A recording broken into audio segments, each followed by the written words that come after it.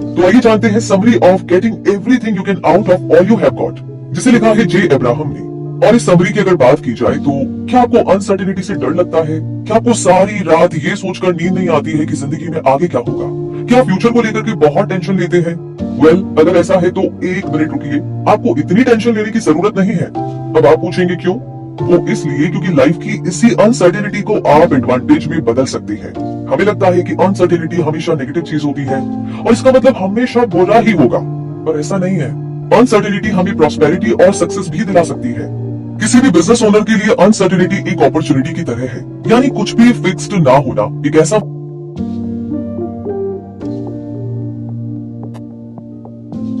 जब भी ये सक्सेस पाने की बात आती है, गोल्स अचीव करने की बात आती है, तो हमें लगता है कि पता नहीं कितना सारा टाइम लगेगा। लेकिन कोई आपसे कहे कि ये ऑलरेडी आपके हाथों में पहले से है, तो आप कहेंगे अच्छा ये कैसे? जी हाँ, ये एकदम सच है। किसी भी बिजनेस को सक्सेसफुल बनाने का मतलब है उसे मैक्सिमाइज करना, यानी जो आपके पास पहले से है उसका बेस्ट इस्तेमाल करना। पर सवाल ये है कि आप ये करेंगे कैसे? तो जवाब है इस समरी में दी गई सारी स्ट्रेटेजीज को फॉलो करके आप ये कर सकते हैं। और इसके बारे में जानने के बाद आपको ये एहसास होगा कि सक्सेस पाना कोई बहुत बड़ी चीज नहीं है, बल्कि इसे आप बहुत ही सिंपल तरीके से पा सकते हैं जो इस समरी में दिए गए हैं। तो आइए शुरू करते हैं आज की ऑडियो बुक समरी को, जिसे बनाया है गीगल ग्रेट आइडियाज ग्रेट लाइफ ने, जहां पर आप समरीज को पढ़ सकते हैं, सुन सकते हैं और शेयर भी कर सकते हैं। नमस्कार दोस्तों, मैं हूं गीगलर रूबी पारिक आपके साथ। तो आइए जानते हैं summary of getting everything you can out of all you have got, जिसे लिखा है जे अब्राहम ने। और इस समरी की अगर बात की जाए तो क्या आपको अनसर्टेनिटी से डर लगता है? क्या आपको सारी रात ये सोचकर नींद नहीं आती है कि जिंदगी में आगे क्या होगा? क्या फ्यूचर को लेकर के बहुत टेंशन लेते हैं? अगर ऐसा है तो एक मिनट रुकिए, आपको इतनी टेंशन लेने की जरूरत नहीं है। अब आप पूछेंगे क्यों? वो इसलिए क्योंकि लाइफ की इसी अनसर्टेनिटी को आप एडवांटेज में बदल सकते हैं। हमें लगता है कि अनसर्टेनिटी हमेशा नेगेटिव चीज होती है और इसका मतलब हमेशा बुरा ही होगा, पर ऐसा नहीं है। अनसर्टेनिटी हमें प्रॉस्पेरिटी और सक्सेस भी दिला सकती है। किसी भी बिजनेस ओनर के लिए अनसर्टेनिटी एक अपॉर्चुनिटी की तरह है, यानी कुछ भी फिक्स्ड ना होना एक ऐसा मौका है जो हमें कभी भी सक्सेसफुल बना सकता है। तो इस समरी में आप सीखेंगे कि अपनी जिंदगी में अनसर्टेनिटी को कैसे ओपन माइंड होकर एक्सेप्ट करना चाहिए। आप ये भी सीखेंगे कि सक्सेसफुल होने के लिए ये बिल्कुल जरूरी नहीं है कि हमारे पास ढेर सारा पैसा हो। आपको बस इतना करना है कि अपनी आंखें खुली रखनी है। जी हाँ, आपने सही सुना, आपकी हर प्रॉब्लम का सोल्यूशन आपकी आंखों के सामने ही है। आपको तो बस कनेक्शन बनाना है ताकि वो सोल्यूशन आपको नजर आ सके। तो आइए सोल्यूशन से कनेक्शन बनाने की इस जर्नी को शुरू करते हैं और सबसे पहले बात करते हैं your flight plan, where your headed. यानी कि अगर प्रोग्रेस की बात की जाए तो हम देख सकते हैं कि इंसान आज कहां से कहां पहुंच चुका है, उसने कितनी तरक्की कर ली है, कैसे हम भाला पकड़कर शिकार करने वाले गुफा मानव से आज के अल्ट्रा मॉडर्न टाइम में पहुंच गए हैं। बेशक इंसान आज यहाँ तक नहीं पहुंचा होता अगर उसका एक पास्ट नहीं होता। अब आप शायद सोच रहे होंगे कि कई सदियों के एवोल्यूशन में कुछ भी मिस नहीं हुआ होगा। बेशक हम ये कह सकते हैं कि ह्यूमैनिटी में कोई गैप नहीं है, आखिरकार हम लगातार इवॉल्व ही तो कर रहे हैं। लेकिन सच जानकर आप शायद हैरान हो जाएंगे। क्या आपको पता है आइसक्रीम 2000 BC में इन्वेंट हुई थी, लेकिन इसके बावजूद इसे हजारों साल लगे तब जाकर आइसक्रीम कोन इन्वेंट हुआ। मीट हमारे खान पान का हिस्सा आज से नहीं है, ये इंसानों के होने से भी पहले से था, यानी जानवरों के रूप में हमारे पास भरपूर मीट था। वहीं दूसरी तरफ ब्रेड 2600 BC में इन्वेंट हो चुकी थी, लेकिन इसे 5000 साल लगे सैंडविच बनने में। अब ये सब सुनने में कितना अजीब लग रहा है ना, लेकिन आज आप इन पर गौर करेंगे तो आप सोचेंगे कि ये कनेक्शन तो नेचुरल है, लेकिन ये बात अजीब है कि इंसानों को ये बात पता करने में इतने साल लगे। ठीक यही चीज आप और आपके बिजनेस पर भी अप्लाई होती है।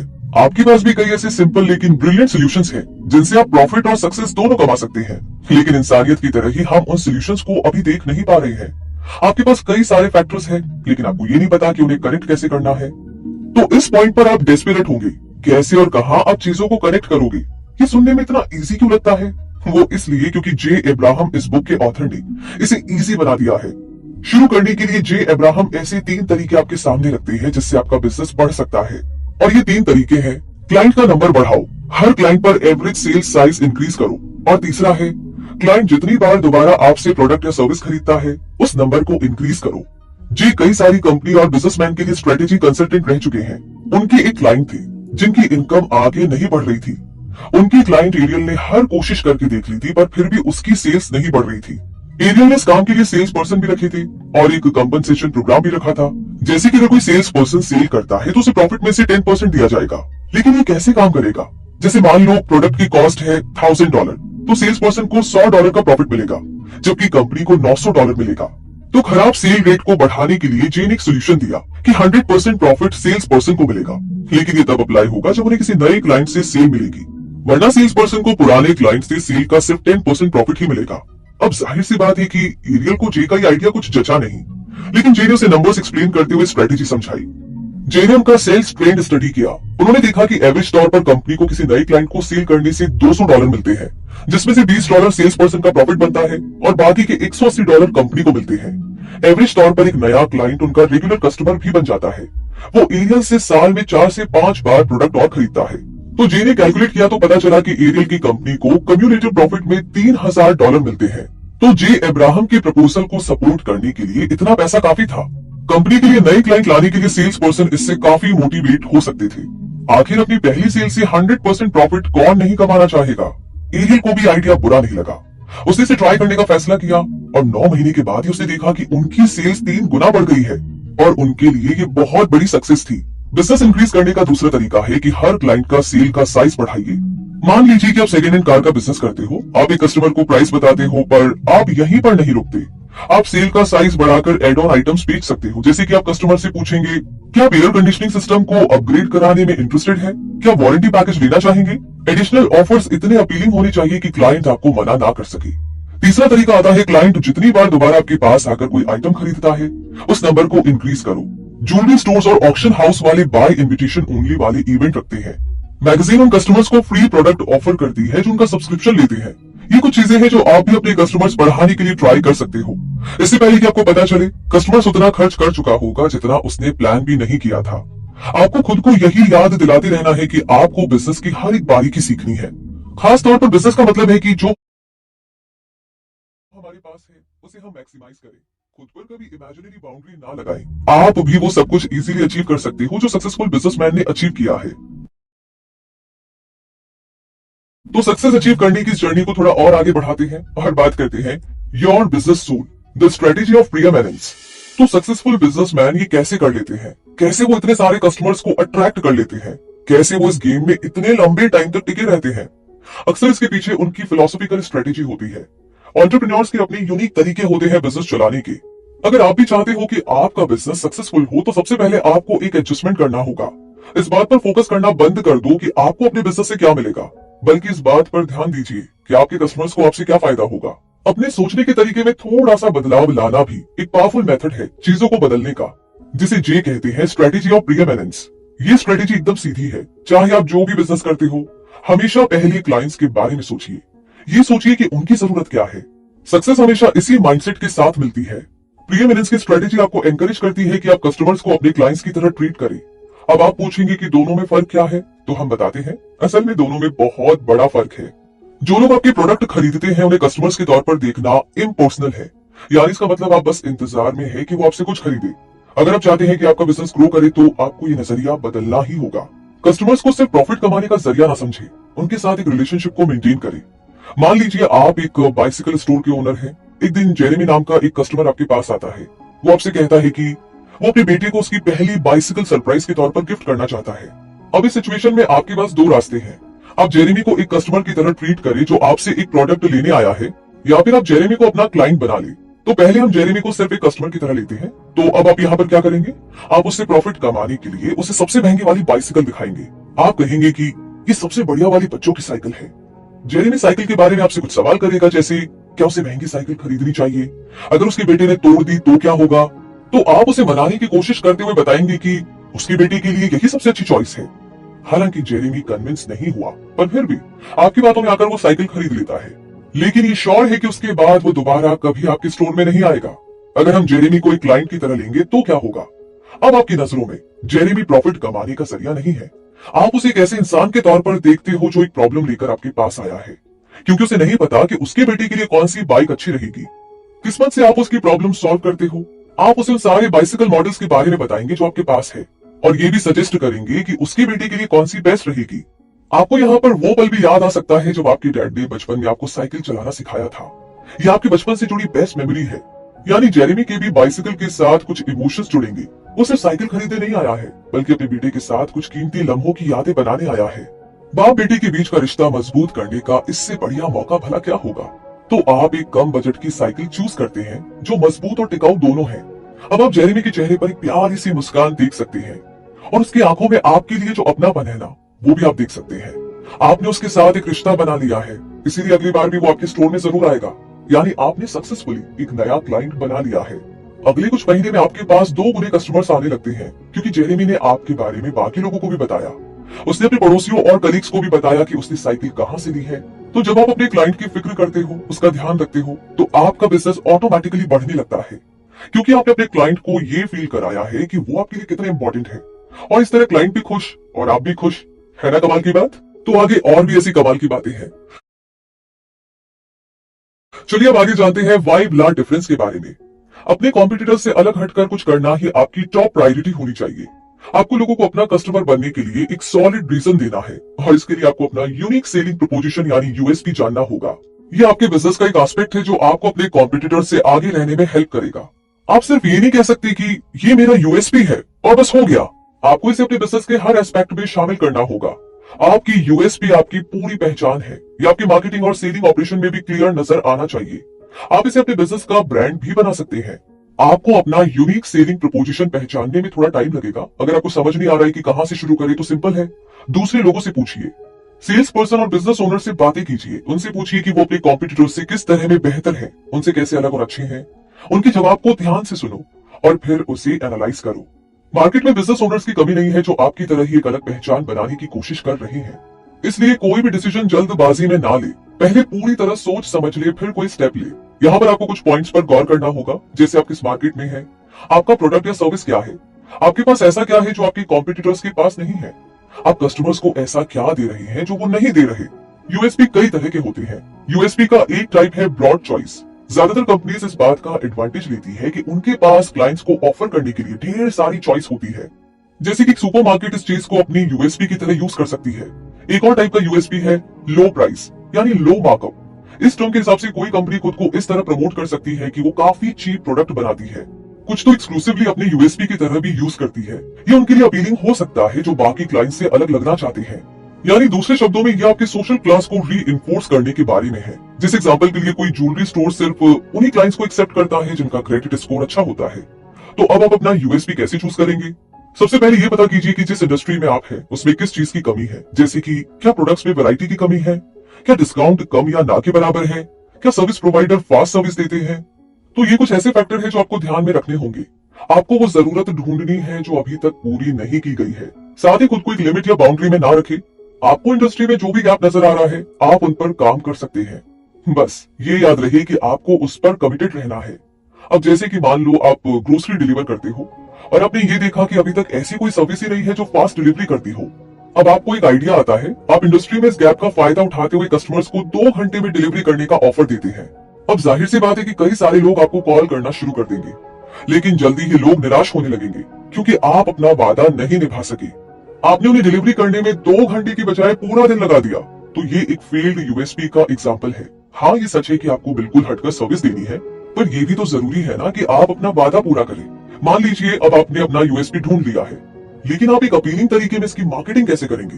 तो इसका जवाब है इस बात पर जोर देते हुए कि कितनी वैल्यूबल है, कितनी कीमती है। आप इसके जरिए लोगों को बता सकते हैं कि आप कितनी यूनिक हैं। हालांकि अपना पॉइंट स्ट्रेट और क्लियर रखें, जितना हो सके दूसरों से हटकर करने की कोशिश करें। अगर आपने इसे एक आम या मामूली स्टेटमेंट बना दिया तो कस्टमर्स और क्लाइंट्स इंटरेस्ट लेना कम कर देंगे। ऐसा ही कुछ शिल्स बियर ने किया था 1900 के शुरुआती दशक में। उस समय कुछ गिनी चुनी कंपनीज ही अल्कोहल बिजनेस में थी और उन 10 कंपनीज में से शिल्स बियर 8वें नंबर पर था। तो जाहिर सी बात थी कि कंपटीशन काफी टफ होता था। लेकिन शिल्स ने अपने कॉम्पिटिटर्स को पछाड़ा कैसे? तो शिल्स ने प्रॉब्लम सॉल्व करने के लिए एक मार्केटिंग कंसल्टेंट को हायर किया। तो अब यहाँ पर आपको ये पता होना चाहिए कि अल्कोहल बनाने वाली कंपनी एक जैसी ही होती है। सब अपने बियर को एकदम प्योर बताते हुए एडवर्टीजमेंट करते हैं। बस यही इनकी मार्केटिंग स्ट्रेटेजी है। लोग बस इसी से बियर खरीदने को तैयार हो जाते हैं। तो जेन ने, जो कि शिल्स की मार्केटिंग कंसल्टेंट थी, उसने इस बारे में और गहराई से छानबीन की। उसने शिल्स से उनकी ब्रूइंग प्रोसेस के बारे में पूछा। जेन को पता चला कि शिल्स बियर ब्रू करने के लिए काफी भारी भरकम प्रोसेस को फॉलो करती है। सबसे पहले तो शिल्स को पानी के लिए 2500 फीट कुआं खोदना पड़ता है। वो इसलिए क्योंकि जमीन के अंदर पानी जितनी गहराई से मिलेगा उसका मिनरल कंटेंट उतना ही अच्छा होगा। इससे बियर और भी टेस्टी बनती है। दूसरी चीज, शिल्स अब तक बेस्ट यीस्ट सेल पाने के लिए हजारों एक्सपेरिमेंट कर चुकी थी। यीस्ट सेल बियर के टेस्ट को और भी रिच और टेस्टी बना देते हैं।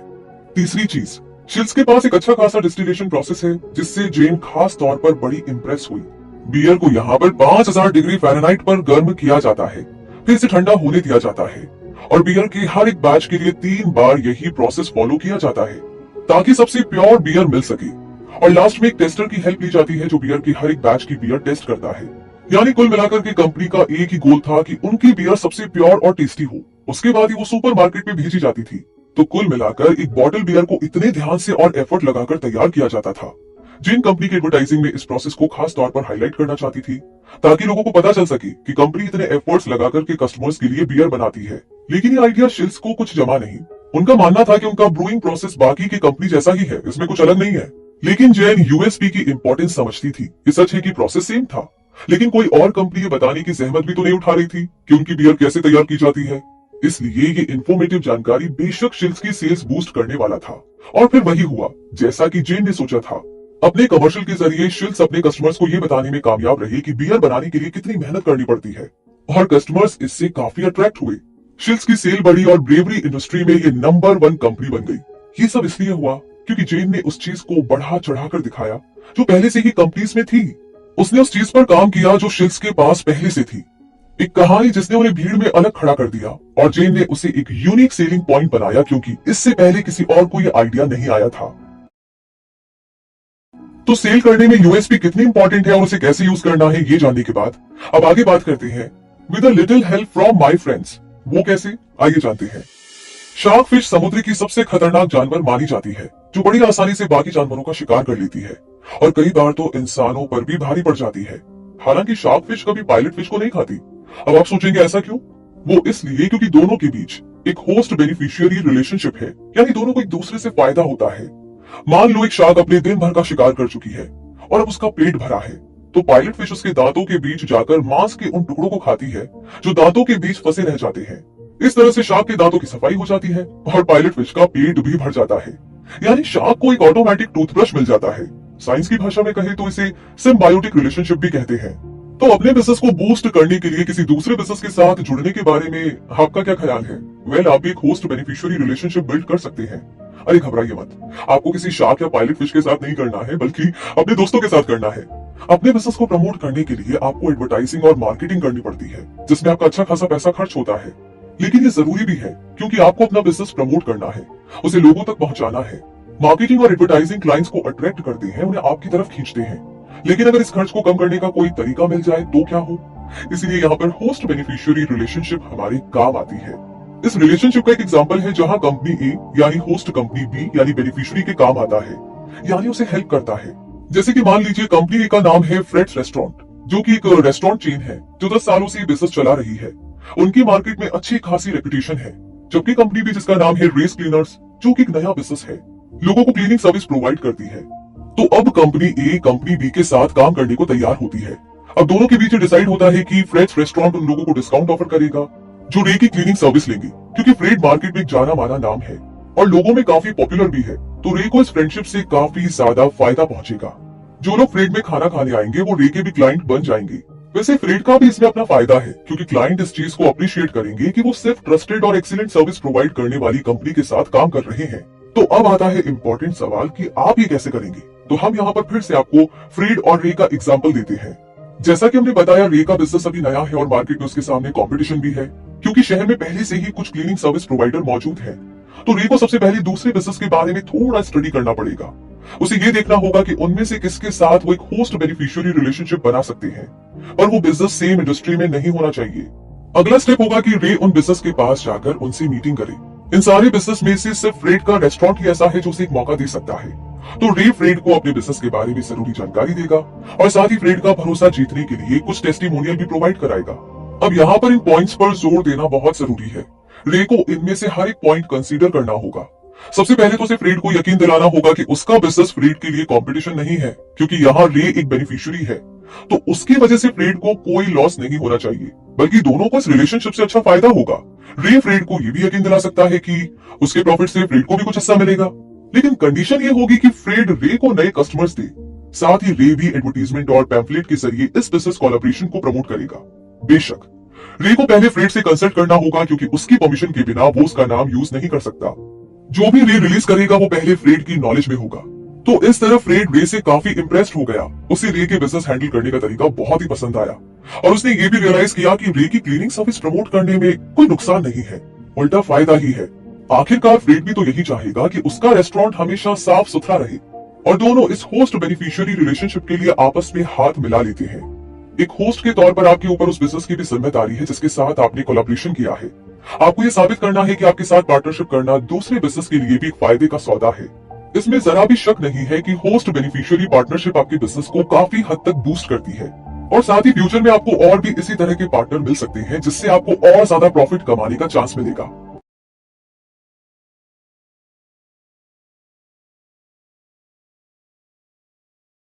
और इसी के साथ अमेजिंग कहानियों के थ्रू इन कॉन्सेप्ट को समझते हुए हम पहुंच गए हैं कंक्लूजन पर। यानी कि इस समरी में अब तक हमने जो भी जाना है, जो भी कॉन्सेप्ट या प्रिंसिपल्स जाने हैं, वो एग्जैक्टली क्या क्या है, वन बाय वन एक बार फिर से रिपीट करते हैं। ओके, तो मुद्दा मामला ऐसा है कि आपने सीखा कि अपने बिजनेस को सक्सेसफुल बनाने का मतलब है रिसोर्सफुल होना।